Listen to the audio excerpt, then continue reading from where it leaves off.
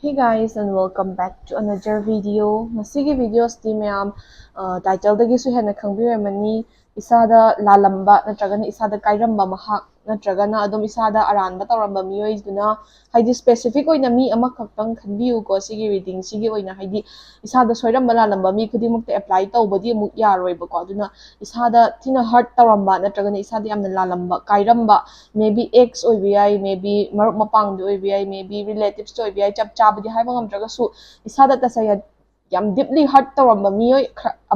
amadi leiramgani da ko soidana aduna mayam ama leiragasu khwaidagi hena isada hurt tawramba miyoi ama choose tawbiyu adugi miduna haidi sagi wakhalda khaliba miduna phangba yaba moyi life ta phangba yaba isada soirambagi lalambagi moya thengnaba yaba karma singdugi maramda reading se laktoini bako adunga sigi oina pile ani thokna khaidokchage pile A amadi pile B ko so pile ani sidagi isa isa na ngahaktang post tawraga isa isa gi apama pile choose tawraga reading se tabiro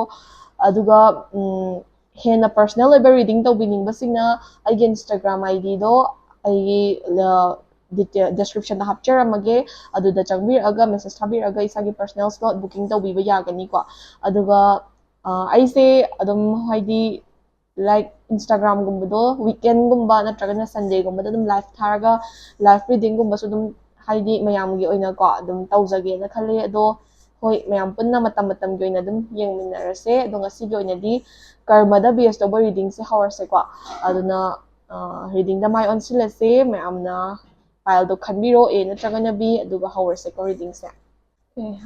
ahambada pile A ko sigi gray idol figure se natragana sigi tarot deck pile A khandi bai chilinaw singi damakta isagi wakhal da leiriba miduna kari moise kari karma phangba yabage haibagi maram da reading se laani adom yam ayam sabagi fan thabagi ko candle se thaba yadrabaduna candle yaudabida dum tower se ngasigi oina di ko reading se ado ahambada koi pile A gi damakta isagi wakhal da leiriba isada soiramba lalamba miduna kari karma phangadage haibagi maram da reading se yengasi ko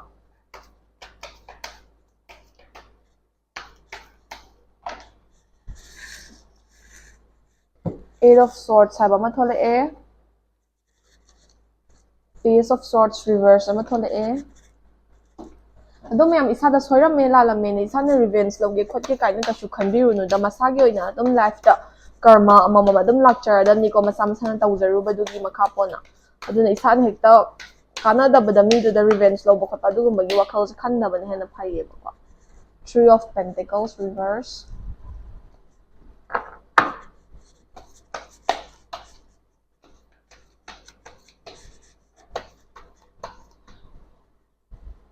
The Fool reverse na the three ko card che duma sa kara negative events khadi thengna dori ba magi tawzaruba karma gi matung inna ko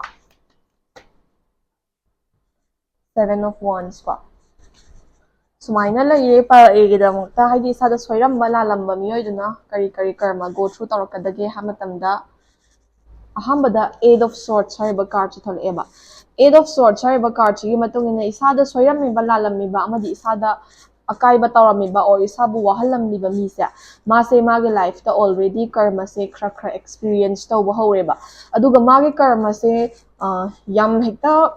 kuina haidi warga leigadaba or punsi chupa last tawgadaba dugdi oitragasu jaga kharadadi hoi punsi chupa adum hurtful oiraga leigadaba karma khad thengnagani buka haidi karma khara mana yam thuna experience tawramaga loikiba aduga karma khara amana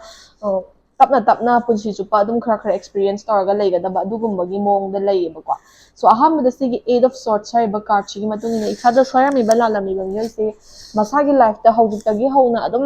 thabak achouba ma tawge or event achouba ma plan tawge na khanbasida amma natragana amada adum ayat apan lakpagumba jaga amma natragana amada adum yatsilakpagumba haidi mana kainoma pangthoke na khalingai da atopa mana heti yatsilakpagumba adagi kainoma decision aruba ma lauramdai da atopa thabak amana yatsilakpadagi decision lawba ngamdabagumba adagi thabak ama tawba matamda mangam sana pangthokpa ngamdaba haidi masana masada doubts leijaba aisibu oidoirane aisibu oigadra oiradra kaina masa mathanda limitation draw tawsinjabagumba self confidence handhabagumba sigumba se magi life ki oina tapna adum haidi jaga khudingmakta adum khurau thanga yet apan leiraga leigadabagi mongda ko sise magi slow oiba haidi slow poison oiba karma haidi tapna adum lifelong jaga khudingmakta adum khra pallaga leibagumba se sisina magi slow oiba karma khra adum oina thengnagani bako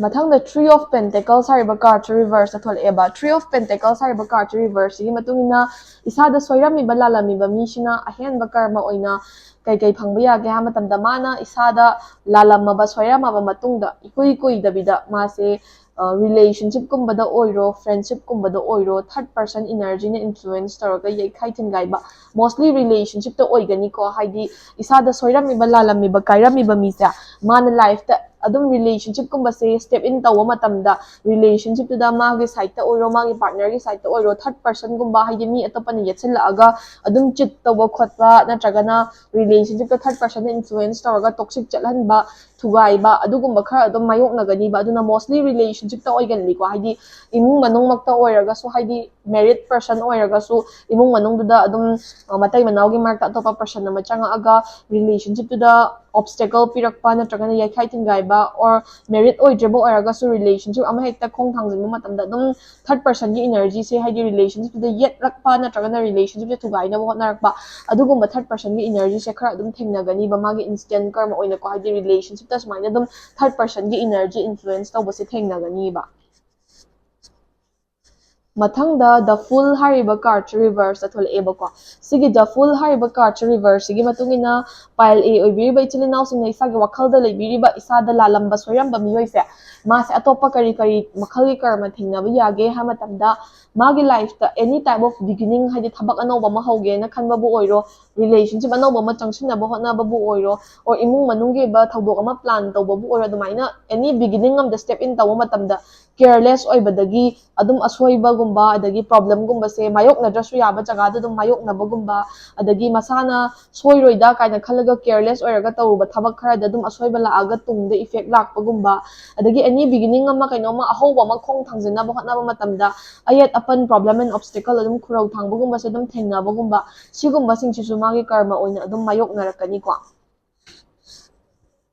mathangda Seven of Wands ko sisisu some type of slow karma oidoine haidi yam thune hekta phangbane taba but tapna life long adum jaga khuding makta mayok naraga leibado adugumba karma oidoine ba haidi pai be chilinaw sine isagi wakhalda leibiriba isada yam soiramba lalamba miyoise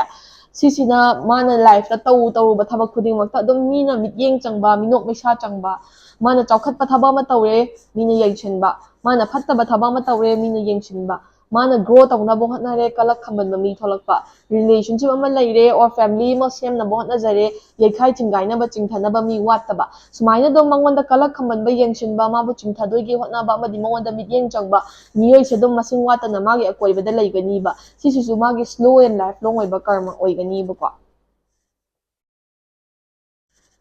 last but not the least Page of Swords hariba card chathol eba sigi Page of Swords hariba card sigi matungina isada lalamiba soiramiba miyoise magi atopa karma se kai phangba yage ha matamda wakhal phumbangnaba frustrated oiba adagi idea se thoktaba thoagasu idea do accomplish tawnaba hotnaba idea da thabak oina pangthoknaba hotnaba da ayet apan adum leiba masada doubts leijaba masada kitikurum tawba confidence leitaba sigumba singsisu karma oina thokani aduga nakana maramda mase adum ngasagi mana tawge khanba thabakta tawge na khalaga procrastinate adum tawraga lerigayda thabakse matang matam chana pangthokpa ngamhawdabagumba adagi mana matang matam chana pangthoke khalakanda na ayat apan lakpagumba sigumba sisu adum magi life ki karma oina thengnarakani ko hoi mi duna hotnaba watpagi or effort thadaba watpagi di oirambi yai but karma na su khar yengsinba oibagi haidi masana tawjaruba aranba or asoibaduna karma na khar yengsilakpa oibagi sigumba singsisu mana mayoknarakani haibnebako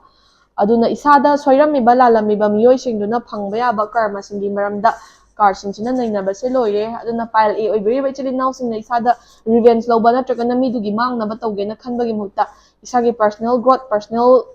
satisfaction romda oina mayon sinbiyu midudi masagi ba phangpham thokpa karma life na soidana muki phangniba ko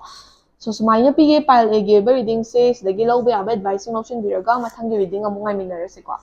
Hey guys, mathangsina akoi pile B ko. Pile B sige orange idol figure se natragana sige tarot deck se khanbiba ichilinaw singidamakta isagi wakhalda khanbiro ko isada khwaidagi soiramba lalamba isada khwaidagi heart tawamba natragana isana khwaidagi nungaijahudaba miyoi ama isagi wakhalda ko haidi isada yamchina aranba tawrame natragana isabu yam thamoi ka helamba miyoi ama isagi wakhalda soidanamaki thola'amgani na khalle so mi amakhaktangda focus tawbiyu ko reading se yamnadi implement tawroi adumaina lalamiba soiramiba miduna ꯊꯦꯡꯅꯔꯛꯄ ꯌꯥꯕ ꯑꯃꯗꯤ ꯐꯪꯉꯛꯄ ꯌꯥꯕ ꯀꯔꯃꯁꯤꯡꯗꯨꯒꯤ ꯃꯔꯝꯗ ꯔꯤꯗꯤꯡꯁꯦ ꯂꯥꯛꯇꯣꯏꯅꯤꯀꯣ ꯑꯗꯣ ꯑꯩꯈꯣꯏ ꯑꯍꯥꯟꯕꯗ pile ꯕꯤꯒꯤ ꯑꯣꯏꯅꯁꯨ ꯀꯥꯔꯗꯁꯦ ꯄꯤꯛ ꯇꯧꯖꯔꯒꯦ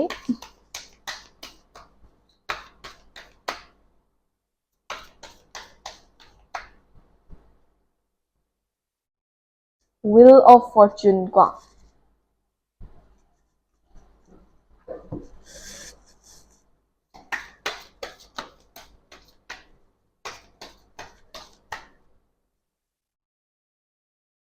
Nine of Cups.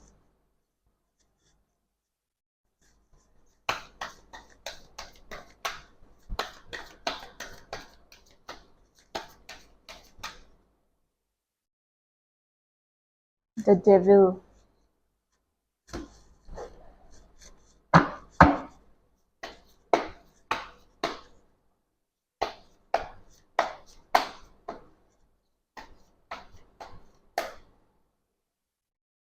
Seven of Swords reverse.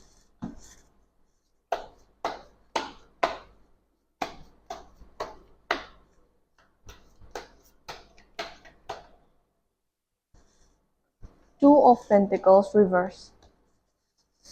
So sumaina layre pile bigi oina isagi wakhalda lariba isada soiramba lalamba miyoisinduna kari karma phangani ha matamda isada soiramiba lalamiba amadi isabu hurt tarabiba mise mapok mai yamna kanba amadi yamna personality se yam strong oiba type of person oiba aduna ma se magi luck tadi karma na yam hena effect tawba ngamdeba haidi ma se luck ti dum leiba person ama oigani ba phanamna mana mingonda scam tama so mingonda yam soiruba laluba or mingonda yam akaiba chatluba oi taraga sune magi luck sidadi karma sina effect tawba ngamdeba aduna ma se dawde dum yagani boko jaga ayamada daw leiba mi dudi oigani ba adubu daw phanamna leiraga su luck phanamna leiraga su or opportunity phanamna leiraga su mana tawjaruba phattaba singduna maram oiraga ma se luck phanamna leiraga su opportunity gumba se grab tawba ingam ngamdaba gumba haide mana laithokpadagi ni khangde natragana effort thadaba watpadagi ni khangde or mana luck asamna leishibu kemda darkar tade kaina mana khandoga laithoga leibagi ni khangde magi life ta luck and opportunity se watti watloiba adubu mana tawjaruba phattaba karma amadi laluba singduna maram oiraga life ta chawkhatke na khanba se luck phanamna leiraga su opportunity grab tawba ngamdaba luck to dum leiraga su tanja menja chana mana effort thadadabagi adum opportunity se magi makhuttagi nanthokpagumba aduga luck sina phanamna leiraga su mongonda kanaba se phangdabagumba sigumba singse magi karma oina thengnagani bako mathangda nine of cups haiba card chatholeba sigi nine of cups haiba card chigi matungina hojiki mi se haidi isada soiramiba lalamiba mi se ngasagi luck leiba mi oibanina magi life ta mana aningba apamba se thungbagi lambi da dum changshindoine ba haidi aningba apamba se thungbagi mong da dum tawdoine bako adubu ma se masa se wakhal phattaba khanba mani greedy oiba haidi mangonda leijariba kharduna penthokpa ngamdaba ahenba pamba greedy oiba wakhalon adum phawgani mongondo ko haidi magi oiba toxic oiba wakhaloni ko sije haidi mangonda leiba magi lanthum adagi imung manung gi leiriba level sida ma satisfied oiba ngamdaba hen sum pambagumba adagi relationship makta leiraga su leiriba relationship da penthokna leiba ngamdaba ngahak leiraga amamuk yengingba ngahak leiraga amamuk yengingba dumaina ahen ba yengingba khotpa tawbasna maram oiraga magi life ta ningba thungba habise ningbadi thungaga su mana penthokpa su ngamdabagi greedy oibagi dum ma se ningba thungde kana dum khanjaba aduga ahen ba pambana maram oiraga choppa ikaiba nangbagumba amadi ahen ba pambana maram oiraga magi leijariba singse adum tapna mang tharakpagumba sigumba se khadum thengnani ba haidina sagi magi personality do strong abanina luck leibanina dum ningbadi thungdoine ba ma se adu taraga su mana dum ningba thungiba singdu penthokpa ngamdabagi ahen ba pambagi greedy oibagi ko magi leijariba singdudagi kai tharakpagumba adagi greedy oibaduna ikaiba choppa nangbagumba sigumba singse dum thengnagani magi karma oina ko mathangda the devil hariba card chatholeba sigi the devil hariba card chi matungina magi oina personality phanamna strong oraga su luck phanamna leiraga su mase anam kanba stubborn oiba amadi mana khaliba wakhalsina chumme haina lepkanba mina ngangba sakpa kaya mawa lawdaba amadi mina ngangba opinion se mina tawba thabak se masing thanadaba adugumba magi toxic trait and behavior khara leibako haidi aina khalibasna chummabani aina khalibasna loirabani haina aroibani kaina khanjabado yamna over smart oiba, over confident oiba, and attitude and arrogance yam thina high oina leiba aduguma person oiba na maram oiraga magi toxic trait or magi behavior se toxic oine ba haidi devil yi wakhalon khanba migi phattanaba mangnaba tawraga mangwanda nungaiba amadi mana khalibasna chumi mangwanda kanamtana yetpa yade haba aduguma wakhalon leibasna maram oiraga masa mathana tapna mangtharakpagi lambi da changchilaktoine ba haidi magi phana leramba situation khudingmak magi toxic behavior magi toxic trait magi asoiba adagi phattaba wakhalon singchina mathanda makhongna thangna yanchinjaraga lambi thadatchabagumba adagi mathanda makhongna thangna yanchinjaraga masagi oiba afaba singdo kakthatchabagi mawngda tawganiba sisu magi karma makhal amaneba kwa mathangda 7 of swords hariba card reverse tholeba so 7 of swords hariba card reverse gi matungina isada soiramiba lalamiba haidi palbi khanbiba miyasina isagi wakhalda leiba isada heart tawamiba soiramiba lalamba misya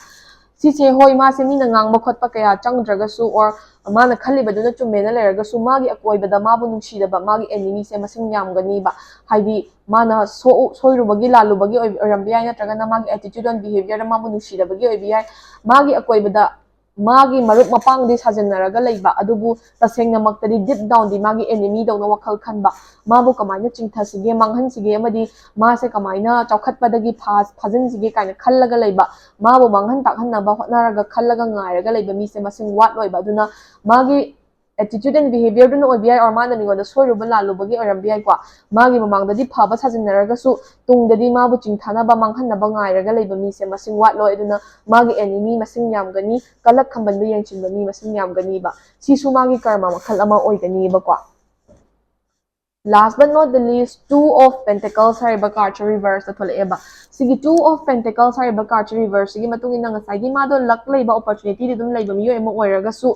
mana thabak ingkhang gumba se mana khalliba duna chumi haina khallaga chatlingai fazna plan tawraga chattaba amadi ngahak ke ba wakhalna drive tawraga decision lobana maram oiraga thabak ama tawrikanda ama muk toksunba gumba adagi mana loinamak ngamgani kaina khanba gumba over confidence leiba gumba sigumba singsina maram oiraga magi hana dagi properly function tawramba thabak singda su dum kai tharakpa yet apan lakpa thabak ama tawrina da ama toksunbadagi dum animakta effect oirakpa gumba aduga paisa nungsa gumbagi su dum problem gumba khara dum mayoknarakani ba mase paisa nungsa tungba ngamdaba lakpaga chatpana henba saving tawba ngamdaba sigumba singje hauji mak natraga su tapna mayoknarakpa yabagi chances or possibility leiba ko aduduna sisu magi tapna slow karma oina thengnarakani haibane ba ko so pile B gi oina su isada soiramiba lalamiba miyoi dungna phangba yaba karma singi maramda khangminarabanina isa na moida phattaba amadi moida revenge logena khanbagi mutta personal growth to oina focus tawbiyu aduga masagi eba phattaba tawjarubugi karma dudi masana sojana dum phangjagani habase card na vision pieba ko aduna wakhal wabi bagi mutta moina thokpa leijagar sunu masagi karma phangjagar sanu isagi life to oina focus tawbiro haina card na advice pieba so pile B gi oina su reading se matang swaida loisinjarage stagi lawba yaba advice sing lotion biraga mathanggi reading amungai minarase ko thank you for watching